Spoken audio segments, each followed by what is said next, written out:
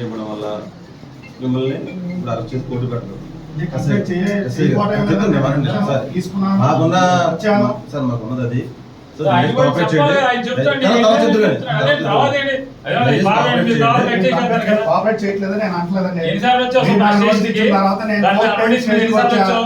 నా కంప్లైంట్ ఇచ్చిన డేట్ రోజు నేను వచ్చా స్టేషన్ ఎవరు లేరండి మొత్తం నోటు తీసుకున్న తర్వాత నేను మీరు ఇచ్చిన డేట్ రోజు నేను వచ్చా స్టేషన్ ఎవరు లేరండి స్టేషన్ లో మీరు రాగానే నేను ఫోన్ చేస్తానని అన్నారు.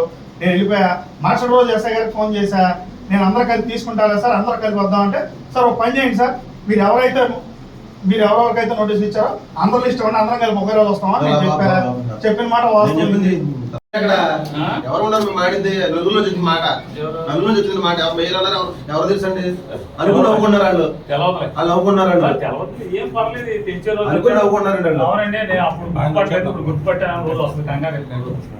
సరే బాబు మీరు ఏం చేస్తారు చేయండి. ఆయన ఊరేస్తారేమో అంతేనా మీరు వేస్తారండి, మీరు వేస్తారా?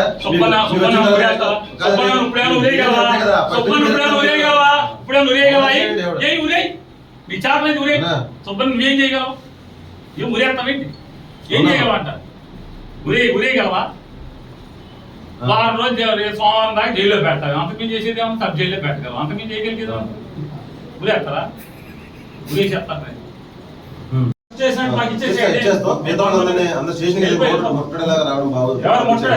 మీరు అందరి మీద ఇంకో కేసు ముట్టడంటే మేమేం చేయలేము. పొద్దున అతని కాదా మేమవాడి పెళ్లి ఉంటే తీసుకొచ్చారు, ఎందుకు తీసుకోవాలి రమ్మంటే వచ్చాడు.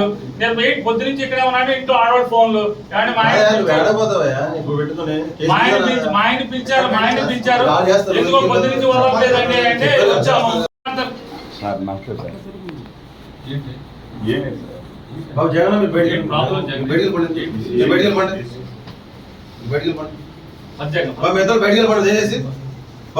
వెళ్ళిపోండి కొద్దిగా మేరా గీరా అని ఏమన్నా చూడక్కల ఎవరన్నా తెలియదు